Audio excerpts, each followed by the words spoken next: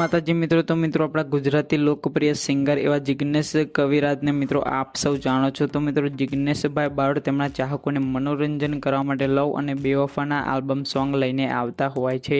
તો મિત્રો જિગ્નેશભાઈ બારોટનું એક સુપરહિટ આલ્બમ સોંગ પહેલા થઈ ગયું, જેનું ટાઇટલ હતું કુદરત। તો મિત્રો એ સોંગ હવે નવા રૂપ રંગ અને એક અલગ અંદાજમાં જિગ્નેશભાઈ બારોટ લઈને આવી રહ્યા છે। તો મિત્રો એ સોંગનું શૂટિંગ ચાલુ છે, મિત્રો તમે ફોટા જોઈ શકો છો।